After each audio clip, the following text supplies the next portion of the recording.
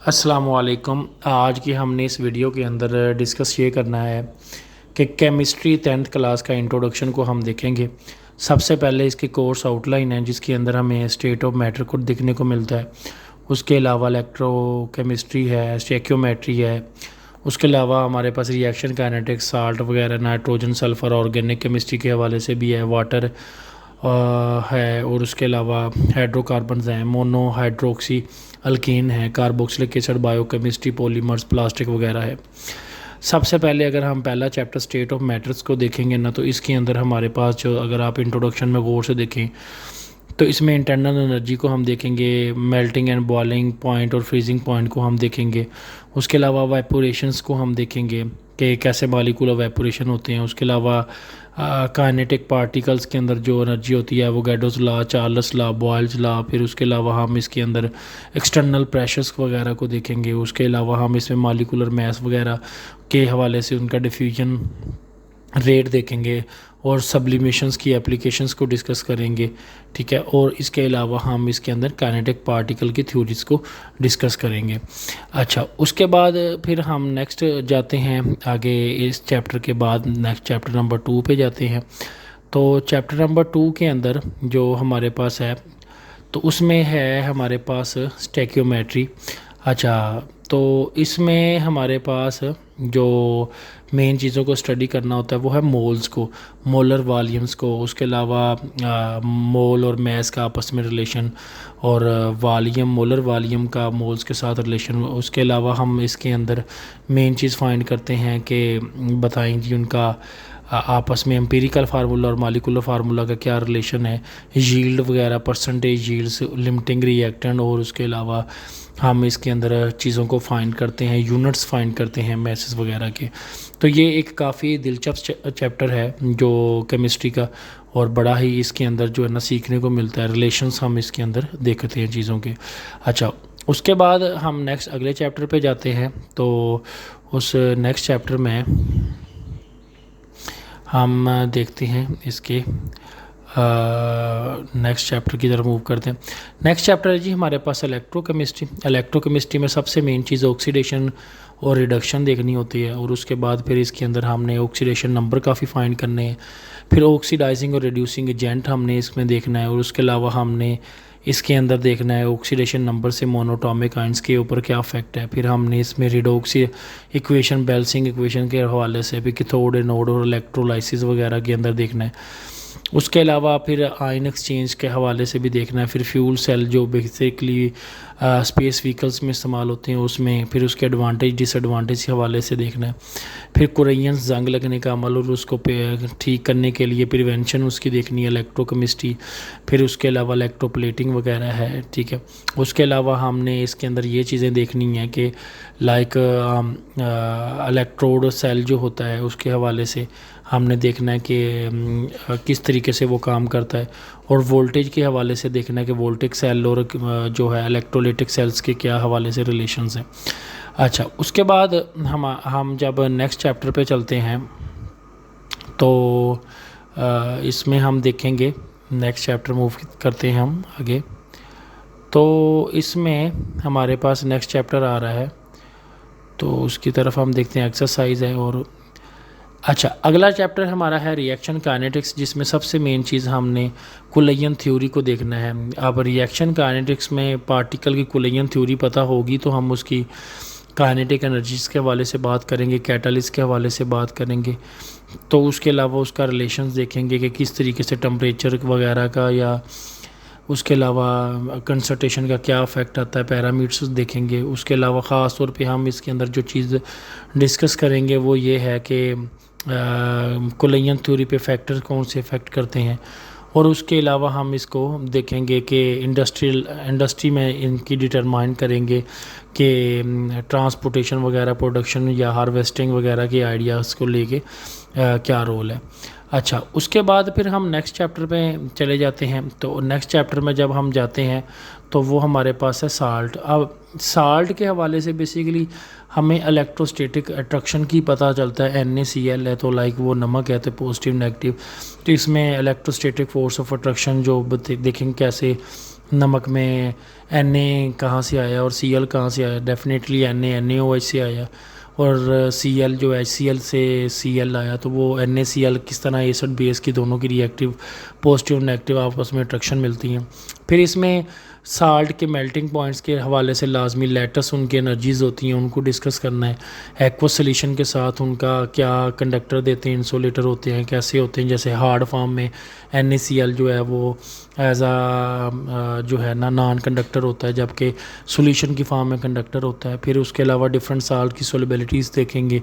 काफ़ी सारे साल्ट हैं जिनका डिस्कस किया गया है, जैसे क्लोराइड्स हैं, बहुत सारे नाइट्रेट है, पोटाशियम है। उसके बाद फिर हम इनकी सोलिबिलिटी के साथ साथ हम इनका एसिड और अल्कली वगैरह के साथ रिएक्शन भी देखेंगे। अच्छा, अब हमारे पास नेक्स्ट जो चैप्टर जब हम जाते हैं तो उसमें नाइट्रोजन और सल्फ़र है। इसमें सबसे पहले नाइट्रोजन के हवाले से हमने देखना है कि वो पारोक्सी एसिटाइल नाइट्रेट कैसे बनाता है, स्मोक वगैरह की प्रोडक्शन कैसी होती है। तो उसके अलावा अमोनिया की फार्मेशन है, उसके अलावा अमोनिया के साथ इनका नाइट्रोजन का साइकिल है। फिर इसके अंदर सबसे मेन चीज़ ये है कि सल्फ़र के हवाले से भी देखेंगे, उसकी प्रॉपर्टीज़ देखेंगे, और सल्फ़र के ऑक्सीडाइज उसकी प्रॉपर्टी के साथ उसका रिएक्शन देखेंगे KSD के हवाले से। और ख़ास तौर पे हम इसमें मेटल्स का इनके साथ प्रॉपर्टीज़ देखेंगे, आइडेंटिफाई करेंगे कोल्ड वाटर के साथ और हॉट वाटर के साथ जनरल इनकी प्रॉपर्टीज़ क्या हैं। और हम इसमें देखेंगे कि मेटल्स कैसे अरेंज करते हैं reactivity in the form of sulphur, nitrogen, बाकी चीज़ों के साथ। अच्छा, उसके बाद हमारे पास है नेक्स्ट, जब हम चैप्टर की तरफ जाते हैं जो कि वाटर है, तो वाटर में सबसे पहली चीज़ तो हम इसका ये देखते हैं कि chemical test in the presence of water में जो होते हैं उनको देखते हैं। फिर मेल्टिंग एंड बॉइलिंग पॉइंट को हम देखते हैं। फिर उसके बाद हम इसमें एप्लीकेशंस ऑफ केमिस्ट्री के हवाले से देखते हैं, और ख़ास तौर पे हमने इसमें ऑक्सीजन डिज़ोल्व DO और इसके अलावा मेटल के कंपाउंड, प्लास्टिक और सेवरी वगैरह हार्मफुल और माइक्रोबायल बैक्टीरिया, और इस तरह नाइट्रोजन के फर्टिलाइज़र वगैरह हैं तो उनको देखते हैं। उसके अलावा हमने सबसे मेन चीज़ इसमें जो देखनी है वो ये है कि सीवरेज में जो कंटेमिनेट होते हैं, डिसीज़ पैदा करती हैं। उसके अलावा नाइट्रोजन, फास्फोरस वगैरह जो चीज़ें इस तरह के केमिकल्स जो हैं होते हैं जिनमें नाइट्रोजन फास्फेट्स वगैरह होते हैं, तो उनको किस तरह रिमूव किया जा सकता है। और इसके अलावा ये देखेंगे सेडिमेंटेशन जो है वो देखेंगे, फिल्ट्रेशन कैसे करते हैं, क्लोरीनेटेड माइक्रोबायल बैक्टीरिया यानी क्लोरीन से कैसे पानी साफ़ करते हैं। उसके अलावा यूरिया और अमोनिया साल्ट वगैरह, और इम्पोर्टेंट फर्टिलाइज़र कौन कौन सी हैं हमने इनको भी ज़रा गौर से देखना है। अच्छा, उसके बाद हम नेक्स्ट जब चैप्टर की तरफ मूव करते हैं तो वो हमारे पास बेसिकली ऑर्गेनिक केमिस्ट्री है, कार्बन, हाइड्रोजन। इसमें स्ट्रेट चेन, ब्रांच चेन के साथ हम देखेंगे कि इनका फार्मूला ड्रा करना। उसके अलावा हम इसे एल्कीन और अल्काइन, और कार्बोक्सिलिक एसिड के इन सब के फार्मूले और होमोलोगस सीरीज़ का रिलेशन देखेंगे। फिर ख़ास तौर पे इन फार्मूलोस के साथ हम फंक्शनल ग्रुप को लेके चलेंगे, जो एल्डिहाइड कीटोन वगैरह को सारा इसको एक्सप्लेन करेंगे, जो पहले भी 10th क्लास में रेलेवेंट थोड़ा सा होता है, थोड़ा एक्सपेंड किया गया है वह फंक्शनल ग्रुप को देखेंगे। उसके अलावा फिर हम फंक्शनल ग्रुप से ज़्यादातर होमोलोगस सीरीज रेलेवेंट है। फिर कार्बन्स की आपस में मल्टीपल बॉन्ड स्ट्रक्चर्स और उसकी फिर फॉर्मेशन, फिर उसके अलावा इनके नेम्स क्या हैं, और इसके अलावा इनको लिखते कैसे हैं, और इनका फार्मूला डिस्प्ले कैसे किया जाता है, इसका नाम कैसे रखा जाता है, इन चीज़ों को हम इसमें डिस्कस करेंगे। अच्छा, उसके बाद हमारे पास नेक्स्ट हम चैप्टर की तरफ मूव करते हैं, तो उसमें है हाइड्रोकार्बन। हाइड्रोकार्बन आपको पता है कार्बन और हाइड्रोजन है, जिसमें सबसे मेन हमने कार्बन हाइड्रोजन के कोवलेंट बॉन्ड को सैचुरेटेड, अनसैचुरेटेड में अल्कीन में डिस्कस करना है। फिर हमने इनमें देखना है कि मैन्युफैक्चरिंग कैसे होती है अल्कीन की। फिर ख़ास तौर पे क्रैकिंग हमने देखनी है अल्केन की, और फिर उसमें हमने इनके टेस्ट देखने हैं जो कि MnO4 के थ्रू सैचुरेटेड, अनसैचुरेटेड को डिफरेंस करते हैं। और उसके अलावा हमने इसकी प्रॉपर्टीज़ देखेंगे। उसके अलावा जैसे कि निकल टेस्ट है जो कि अल्कीन के हवाले से है। फिर उसके अलावा हमने इसमें यह देखना है कि एलिमिनेशन रिएक्शन कैसे होती हैं अल्कीन वगैरह के, और उसके अलावा इथाइलिन के फ्यूल के अलावा वेल्डिंग वगैरह के अंदर कैसे इस्तेमाल होता है। उसके अलावा प्रॉपर्टीज़ देखनी है सारी इनकी। और इसके अलावा मेन चीज़ ये है कि हमने इसमें ये देखना है कि रिफाइनिंग गैसेस कौन कौन सी होती हैं, इन सब के नाम्स वगैरह। और उसके अलावा फॉसल फ्यूल जो पेट्रोलियम, नेचुरल गैस और कोयला वगैरह है, तो इससे रेलेवेंट जितनी भी चीज़ें हमने वो डिस्कस करनी है। अच्छा, अब जब हम नेक्स्ट जाते हैं तो उसमें हमारे पास जो चीज़ है वो टॉपिक है वो है हाइड्रोक्सी अल्केन अल्कोहल। अब इसमें जो हमने ना एथानॉल यानी अल्कोहल शराब बनने का जो अमल होता है उसको हमने डिस्कस करना है, और ख़ास तौर पर किस तरीके से बनता है, उसका फिर अल्कोहल की कंबस्टन से क्या होता है, उसको फ्यूल में कैसे इस्तेमाल है, एप्लीकेशन क्या है, इंडस्ट्री में क्या है, और डेली लाइफ के अंदर इसका क्या इस्तेमाल है, ख़ास तौर पे मेडिसिन्स में तो इसका बहुत ज़्यादा इस्तेमाल है। ठीक है। और इसके अलावा कार्बोक्सिलिक एसिड जो कि बेसिकली इसका तो हमने देखना कि वो कार्बोनेट बाइकार्बोनेट्स वगैरह के साथ कैसे मिलकर रिएक्शन करता है, या एथानोइक एसिड जिसे कार्बोक्सिलिक एसिड की ही टाइप है उसका हमने देखना है, ऑक्सीडेशन देखनी है उसकी, और विनेगर का बनना देखना है हमने। उसके अलावा कार्बोक्सिलिक एसिड का अल्कोहल के साथ रिलेशन देखना है, और ख़ास तौर पे कार्बोक्सिलिक एसिड को हम फ्रेगनेंस में या प्लास्टिक में या फ्लेवर्स में कैसे इस्तेमाल करते हैं ये बहुत ज़रूरी है, हमने इसको देखना। और डेली लाइफ के अंदर कॉस्मेटिक और फार्मास्यूटिकल के अंदर कार्बोक्सिलिक एसिड का बहुत ज़्यादा यूज़ है, तो वो हम लाजमी इसमें देखेंगे। अच्छा, अब हम अगर बात करते हैं बायोकेमिस्ट्री की, तो उसमें तो सिंपल बायो से रेलेवेंट के न्यूट्रिशन जो होती है हमारे पास है, खुराक फूड वगैरह ईटिंग में, जैसे कार्बोहाइड्रेट्स लिपिड्स प्रोटीन्स, आप पहले भी आपको पता है ये चीज़ें डिस्कस की जाती हैं, और एनर्जी कैसे आती है इनसे। और इसके अलावा इसमें मोनोसेक्राइड पॉलीसेक्राइड ये पहले भी बच्चों का प्रीवियस चैप्टर से रेलेवेंट है। प्रोटीन है तो न्यूक्लिक एसिड है, DNA RNA, तो ये बेसिकली यानी जो चीज़ें हैं। इसमें कुछ एक नया है तो वो ये है कि बायोकेमिस्ट्री में ब्लड टेस्टिंग के हवाले से थोड़ा सा चीज़ें यहाँ पे बताई गई हैं, कैसे स्क्रीनिंग करते हैं, कैंसर के हवाले से कैसे पता चलता है, या इन चीज़ों टेस्टों को थोड़ा सा एलेबोरेट किया गया।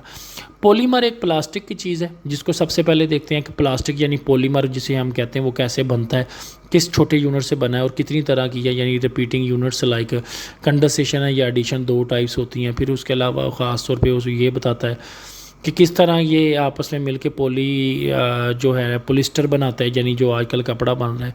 फिर उसके अलावा इसमें मेन चीज़ ये देखी जाती है कि प्लास्टिक बनने का जो तरीका है वो दो तरीके हैं, न्यू कैसे बनता है और डिस्पोजेबल या लाइक रिसाइकलिंग कैसे होती है। और फिर उसके सारे प्रोसेस को बारी बारी 1 बाय 1 डिस्कस किया गया। उसमें फिर उनके स्ट्रक्चर्स को, जैसे नायलॉन है, पॉलीमाइड है, तो इस तरह पॉलिस्टर है, और इसके अलावा पॉलीथाइलिन, इनको डिस्कस किया गया। और आखिर में हमने इनका टेक्सटाइल इंडस्ट्री में पॉलीमर की क्या इंपॉर्टेंस है इतनी ज़्यादा, तो वो हम ज़रूर इसके अंदर डिस्कस करेंगे। अच्छा, तो अब इसको डिस्कस करने के बाद हमारे पास जो नेक्स्ट है जो वो ये है कि हम इसमें मॉडल पेपर देखते हैं, जो चाहे उर्दू मीडियम है चाहे इंग्लिश मीडियम है। तो 10th क्लास के जो न्यू शेड्यूल के मुताबिक हम उसकी स्कीम वगैरह को भी डिस्कस करेंगे। तो उसको मुताबिक हम अगली वीडियो में इस चीज़ों को डिस्कस करते हैं कि पेपर कैसे आएगा, किस तरीके से आएगा, तो ये चीज़ें आती हैं। तो यहाँ से फिर ये चीज़ें हमें पता चलती हैं कि पेपर इस तरीके से जो है ना हमारे पास बनता है पैक्टा के मुताबिक। अभी फ़िलहाल उन्होंने एक मॉडल पेपर दिया हुआ है और एक मॉडल पेपर जो स्टाफ को बताया हुआ कैसे MCQs आने हैं 15 नंबर के। फिर उसके अलावा शॉर्ट क्वेश्चन है 30 नंबर के, और उसके अलावा फिर लॉन्ग क्वेश्चन है, तो इसके हवाले से डिस्कस किया गया है। तो यहाँ पे हमारे पास ना जो यहाँ के आज की वीडियो है वो कंप्लीट हो जाती है। तो अपना और अपने घर वालों का ख्याल रखिएगा। इंशाल्लाह हम इसकी डिटेल लेक्चर्स के अंदर ज़रूर डिस्कस करेंगे। तब तक अपना ख्याल रखिएगा। अस्सलाम वालेकुम।